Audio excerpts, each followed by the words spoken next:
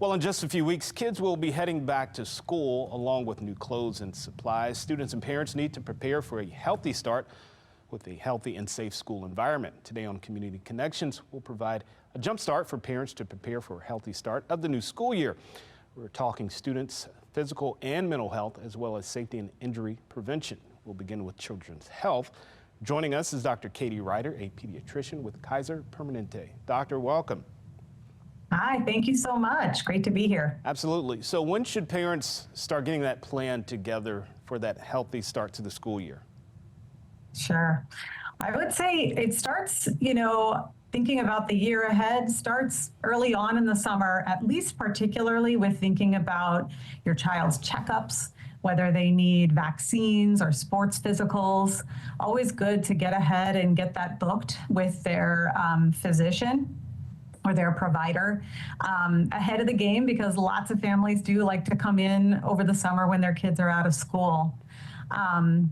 There's often necessary vaccines to get ready for the next school year. If your child hasn't had a checkup since last summer, it's time to get in at least once a year for that. Yeah. And speaking of vaccines, let's talk about those, as we used to call them in my day, shot records. What are some of the important vaccines and shots that kids should receive? Yeah, so Maryland schools require Tdap, that's tetanus, diphtheria, pertussis. They require measles, mumps, rubella. They require chicken pox. Those are all childhood shots in elementary school. And then kids heading into middle school and high school also need their meningitis vaccines. What about the flu shot? Because I know as school starts, that's also the start of cold and flu season. So should kids be getting the flu shot as well? Absolutely. So every child older than 6 months should be getting their flu shot each fall. It's safe, it's effective, it helps prevent severe illness in the children themselves, but also spreading it to their teachers and their other classmates. Well, let's talk about respiratory. How dangerous is RSV? Yeah, so RSV is a bronchitis virus. It kind of travels around every winter with the flu, and it can cause really severe respiratory illness, particularly in young children, infants. And we do have a vaccine now for young children that can protect them. So if you are concerned about your infant being at risk, this vaccine is for infants with higher risk for severe illness. You can talk to your pediatrician or your family doctor about that vaccine to protect them. Yeah, so I was looking at a number, about 80,000 kids in the U.S. are hospitalized with RSV. Is that right? That's right. That's right. Our children's hospitals tend to almost fill up with young children with RSV each winter. And it affects older adults as well in that way who get hospitalized. So it's a serious one, and there are ways to prevent it now more than we had before. Why is that number so high? I mean, 80,000 kids under 5, that just seems astronomical. Why is that number so high? Well, we really only recently developed a vaccine against RSV. So this is one of these respiratory viruses that's been able to kind of circulate unchecked for many years. Hopefully with increased vaccination and protection of both children and adults, we'll be able to see those numbers come down. Yeah. So let's switch gears. What about things like eye and hearing exams? Should parents be focused on those as they send their kids back to school? Absolutely. So as we can imagine, having vision and hearing in good shape is really important for learning.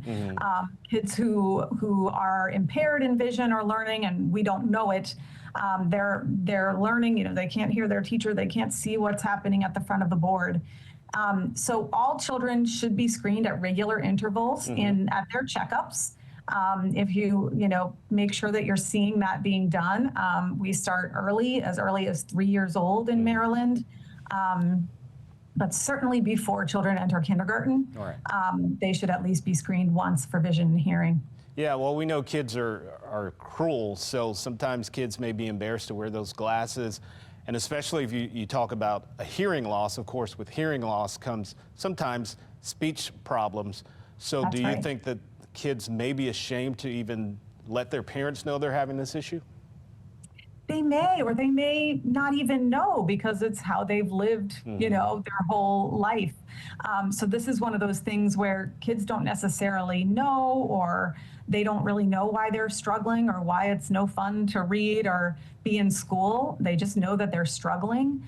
And that's why screening is really important so that we can find kids out. Yeah, so, what can kids do to make sure they're staying healthy? And what can they let their parents know that they need to make sure they're staying healthy? Yeah, great question. So, I think there's some foundational things. We talked about staying healthy and keeping away diseases and infections. So not only vaccines are a tool there, but also hand washing is probably our #1 tool. We want to scrub really good for that 20 seconds minimum, particularly before we eat or when we come in from outside. In addition to infection, and disease prevention, we want to think about nutrition, physical activity, and sleep. Those are kind of the big pillars. And I think as parents, we listen to our kids. If our kids say, I want a healthier snack, I want a piece of fruit for a snack, that can go a long way. I don't think kids are going to say that. At least I wasn't one of those kids that said that. What about things like Flintstone vitamins? Not Flintstone, like I'm just using that in the figurative form. Right. So should kids be taking vitamins and things of that nature? So a multivitamin is never a bad idea. And I would say kids who really do eat a well-rounded diet don't necessarily need the multivitamin. But I particularly encourage families, if their kid is more selective, a little more avoidant of the fruits and vegetables, the multivitamin can be a good cover for all the basics. Right. All right, doctor, final thoughts. Final thoughts. Well, just want to say that at Kaiser Permanente, we do provide routine care. We proactively outreach when we see that your kids need vaccines or need their checkups. And we have access to specialists and everything that you need for your family's care. Lots of information also available on kp.org. All right, Dr. Ryder, we'll leave it right there. Coming up, we'll discuss children's mental and emotional health and how parents can help their kids cope with school stress and anxiety. Some people judge a book by its cover, and if you're not what people are looking for, you're kind of like a reject. School, it feels like everyone's staring at me, and I'm just kind of not really a person. It just was hard today.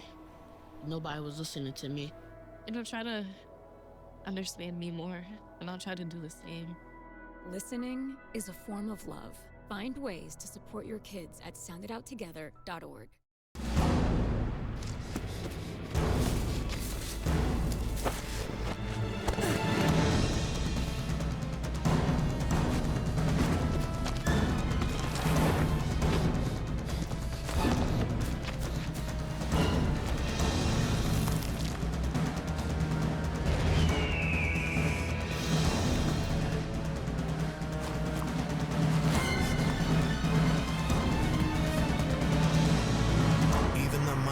Might not see it coming. It's prediabetes, and it captures 1 in 3 adults.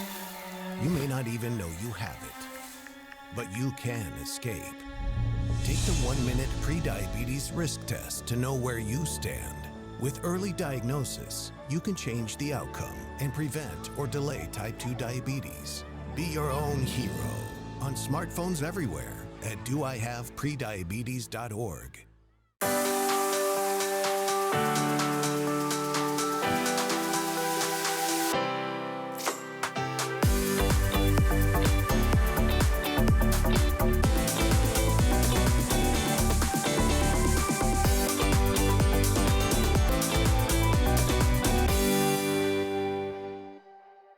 Well, although the beginning of the school year can be exciting, it can also be stressful for kids, and that stress possibly continues throughout the school year.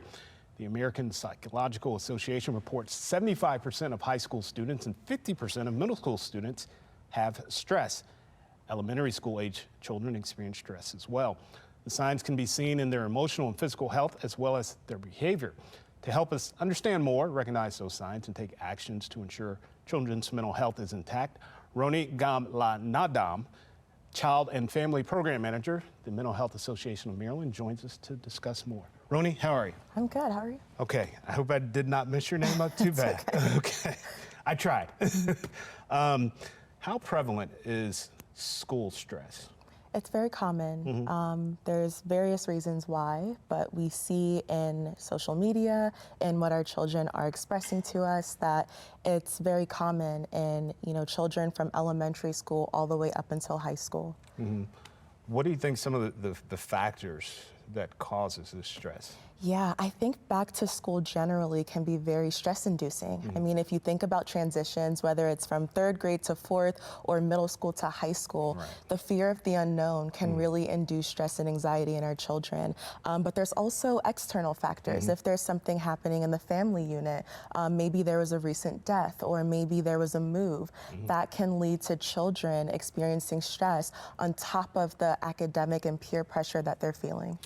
What about, you mentioned external, what about things like, kids can be very cruel.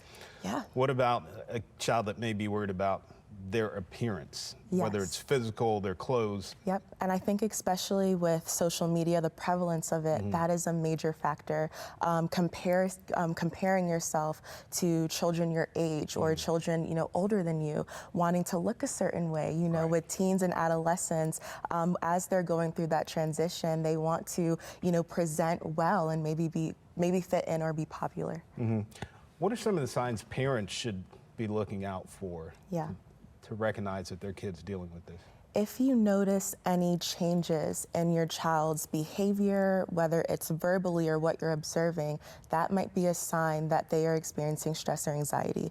And so that can look like isolating themselves more. It can look like them even verbalizing, a lack of interest in school. If you know that your child is, very excited about sports and academics, but suddenly there's a shift, that might be a cause for concern.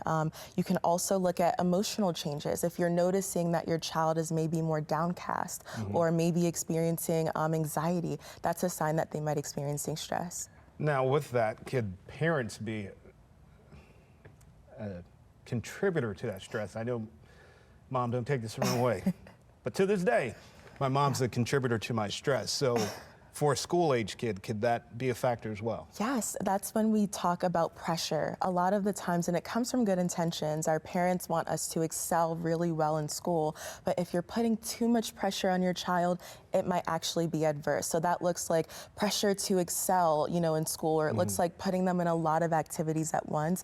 That might negatively impact them. Right. So what can parents and schools do to create a safer environment? Yeah, this is such a good question because it starts before the school year even begins. You want to bridge communication between schools and parents. So for parents, that might look like showing up to, school meetings. I know that schools will sometimes have pre-back to school nights, showing up to that. And for teachers, it's communicating the signs ahead of time. I know it can be difficult managing classrooms, but if you notice a child in your class that is acting a little bit differently, bring it up to their parent. And then for administrators in schools, advocating, being open, establishing an environment where parents and teachers feel comfortable talking about mental health. Okay, well, let's talk about the big bad bully. Yes.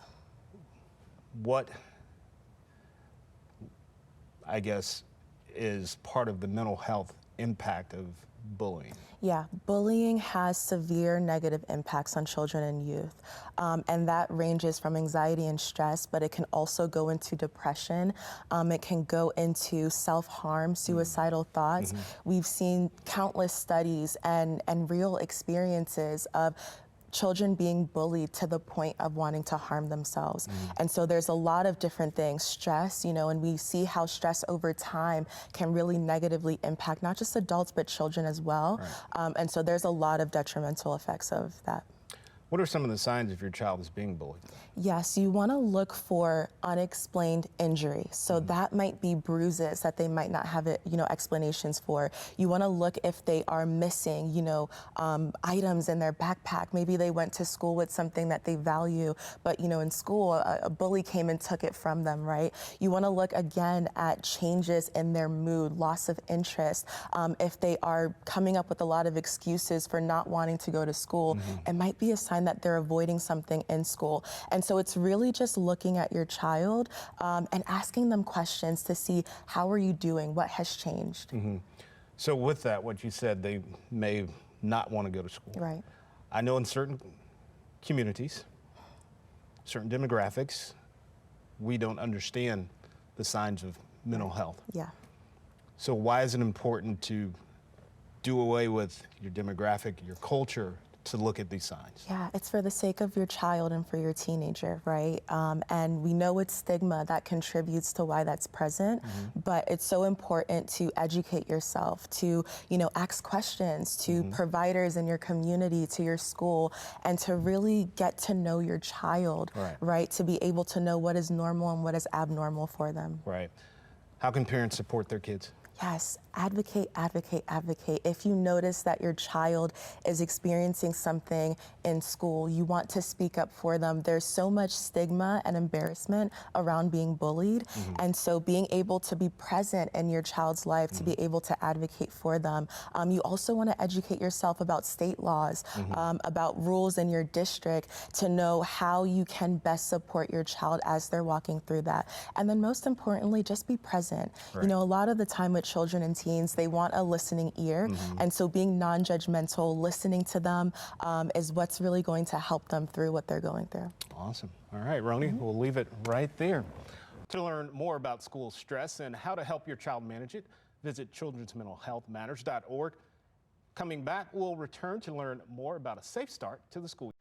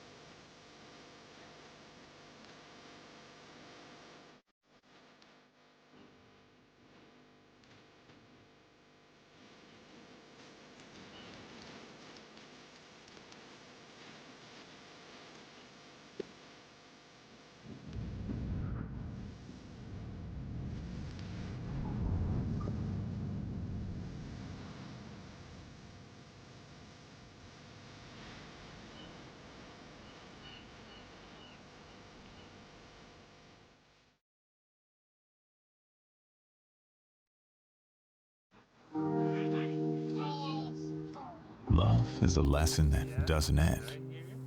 It knows no conditions, so you better buckle in. Love keeps you on your toes. It never stops, only grows. Love isn't easy. It's a commitment, especially when they're being their most resistant. Love is being prepared for the journey ahead. Love doesn't let any concerns go unsaid. Love is finding the right seat so you can take a breath. But remember, love isn't lax. It always double checks. Check that your kids are in the right seat at nhtsa.gov/the right seat. Love protects. Wait, use the shovel and bucket of water, remember? Drown, stir, drown, feel. Where'd you learn that? SmokeyBear.com. Don't want to start a wildfire, right? Only you can prevent wildfires.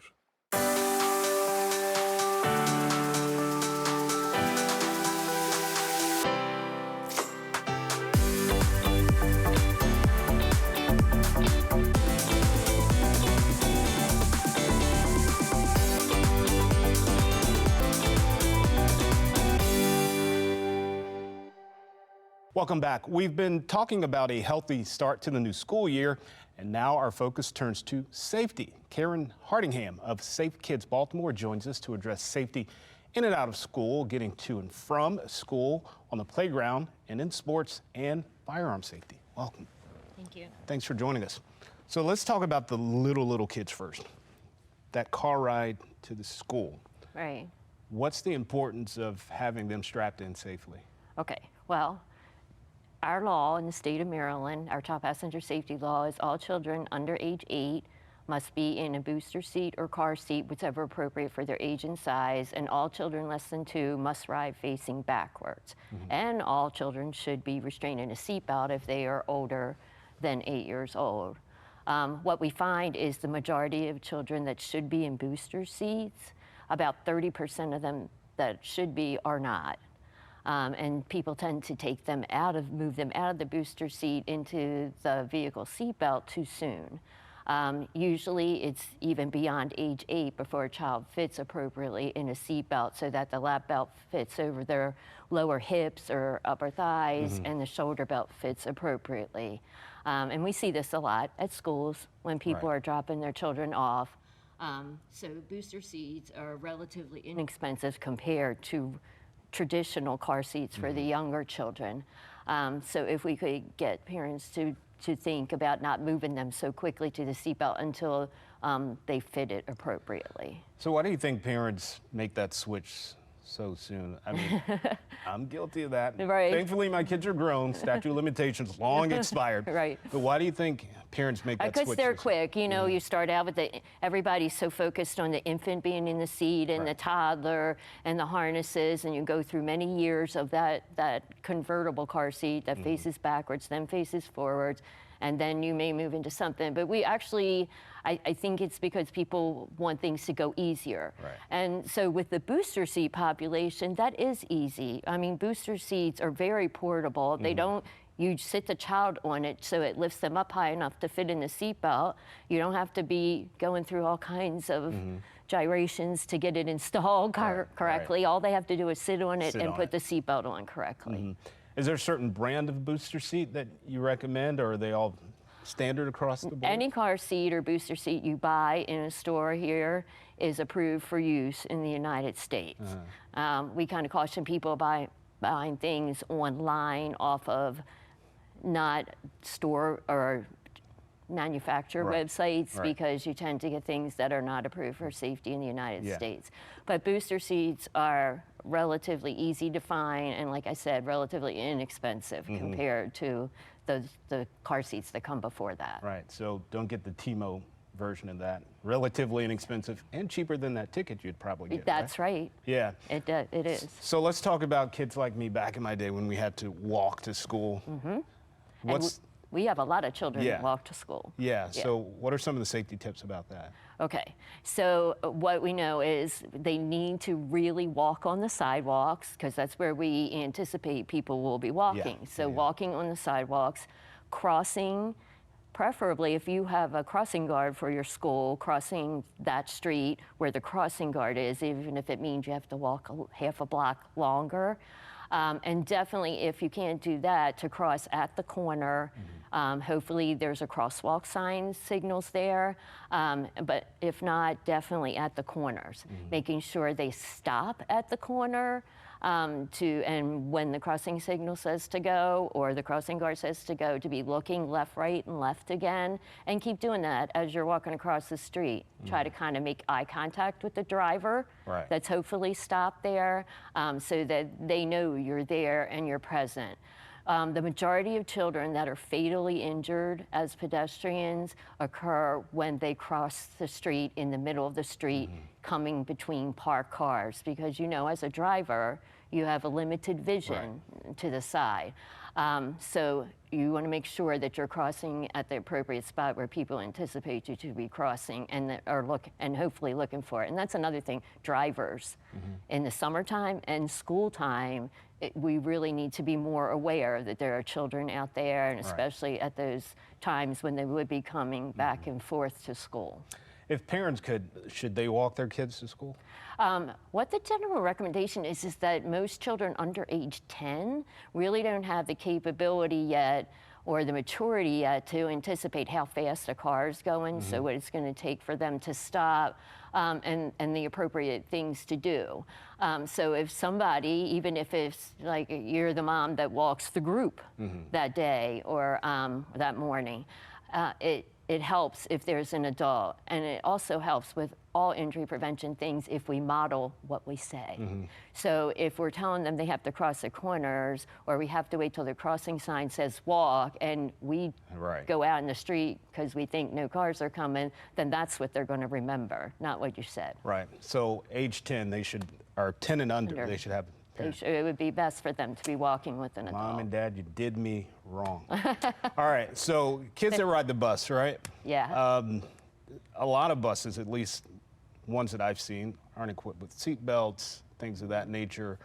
What is the key when you're on a bus as a student? Right, so the buses are set up with a compartment safety kind of situation and how the spacing of the seats go, but there has been a lot of looking into seatbelts on buses, and some states are moving into that. It's just going to take a long time to retrofit school buses for that and figure out a way to use them appropriately. But the things we worry about in general with most kids that have injuries on school buses are around the school bus. So knowing that there's a zone around the school bus for the driver where they really can't see. Right. So staying far away, you know, like 5 to 10 feet away from the school bus so that the school bus driver can see you. We tell kids take 3 to 5 giant steps back from the curb, you know, so that the bus driver can see you when they approach. Right. Kids getting off on and off the bus in like one at a time kind of thing. Well, not, you know, but just so they're not trying to get 2 of them out the door at the same time so they don't trip and fall over each other.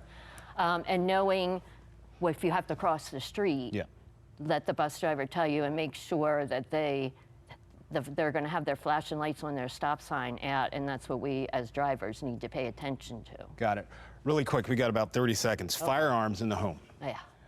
Really quick, why is that important to make sure parents Because we know right now about 1 in 3 children live in a house where there's a firearm. Okay, but we also know that about half of those are not stored securely and safely away from the child. So keeping them locked, keeping them stored appropriately, and keeping them unloaded where the child can't get to them. Everyone thinks my kid doesn't know where they are, and children are very investigative people. They will figure out where they are. So if they're stored safely, then hopefully there won't be a tragic event. Awesome. All right, Karen, we'll leave it right there. All right, thanks, Karen. To learn more about keeping your kids safe and as they learn, play, and travel, visit safekids.org. You can find your local Safe Kids Coalition as well as safety resources. Thank you for joining us in Making Community Connections.